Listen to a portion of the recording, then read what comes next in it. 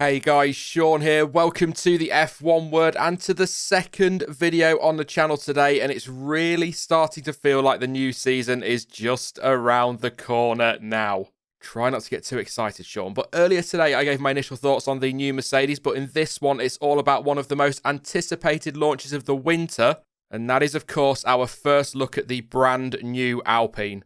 Just a quick disclaimer before we go any further to clear up any confusion in the comment section. These videos are just reactions to the launches, as it says in the title and thumbnail. They are not analysis or technical analysis of these cars.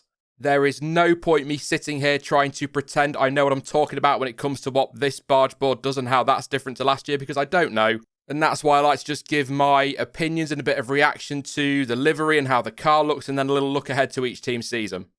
But now that's cleared up, let's get on with it. We got our first look at the A521, or the A521 is probably what they're looking for there, during an incredibly laggy online launch, which I think was okay on Sky, but not great on YouTube.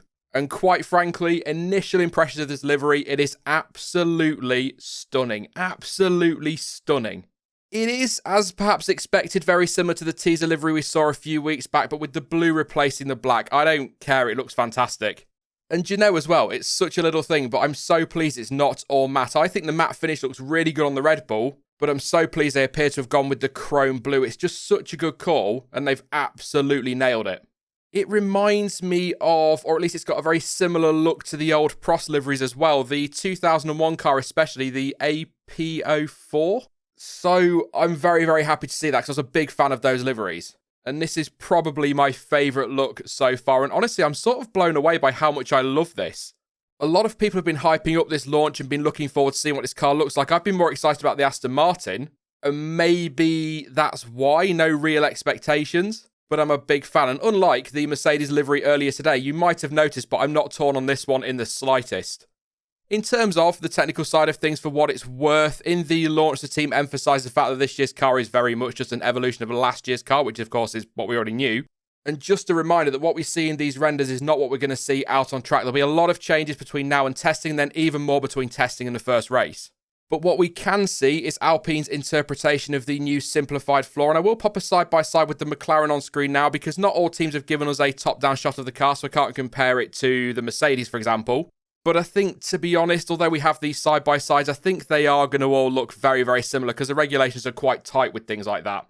But aside from looking at that side-by-side of the floor, there's not an awful lot to say, but the car will get its first run out on Wednesday with Esteban Ocon at the wheel, and there is a little bit of extra news today, and I'm so excited about this. It's not that big of a deal, but it feels like it. It has been confirmed that Daniel Kvyat will be Alpine's reserve driver for the coming season. Genuinely so pleased for him. And do you know what? I'm so pleased the teams appear to be taking the reserve driver role a little bit more seriously this year. There was a lot of confusion last year with everything going on with COVID about who was going to be filling in where, but at least this year we're getting a list of drivers. So, for example, Mercedes, and this was announced just after I'd finished recording the video this morning, Mercedes has said that Nick de Vries and Stoffel van Dorn are their reserve drivers for 2021, as well as you'd assume George Russell.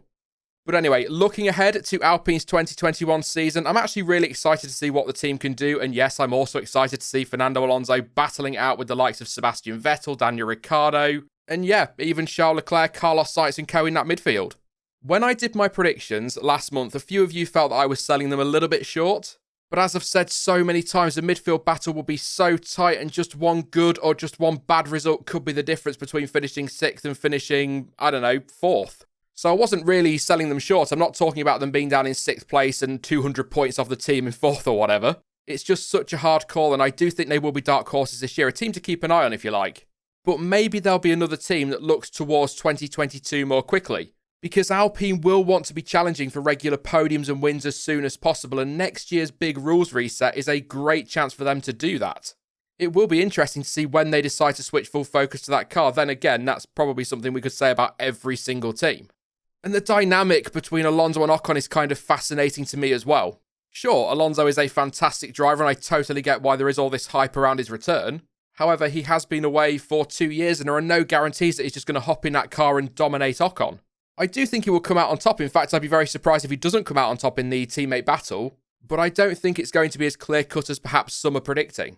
And no, I don't think Alonso will do to Ocon what he did to Stoffel van Dorn, a whitewashing qualifying. Oh, poor Stoff. But I do hope we see a little bit more from Ocon this year, because I do think he's got the potential to do very well in Formula One. But last year was it was okay. Nothing spectacular. Then again, after sitting out for a year in the unpredictable nature of last year's calendar, perhaps that was to be expected to a point, and he definitely improved as the season went on. So I think he will do well this year. All of that said, it's not going to be easy going up against Fernando Alonso. I'm really looking forward to this one.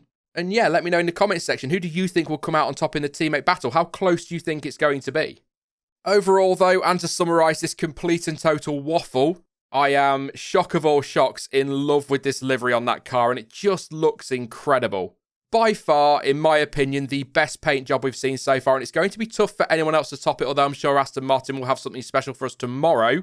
I was always a big fan of the yellow livery that came with the team being Renault, but this could end up being just as iconic, and when it comes to the 2021 season, I honestly do think we should be keeping a very close eye on Alpine this year. If the car is similar to last year in terms of raw speed versus those around it, and with Fernando Alonso at the wheel, they could spring more than a few surprises. Do you know what? Roll on, Bahrain. Enough talk, let's get racing. That is it for this launch reaction video though, but you can, as always, let me know your thoughts on the new Alpine down in the comments section, but also, what are you expecting from the team in 2021? Now, I will be back tomorrow with some reaction to the Aston Martin launch. Can't wait for that one. But in the meantime, if you did enjoy this video, then please do leave a like, because it really helps out the channel. And don't forget to subscribe so you don't miss out on any future content.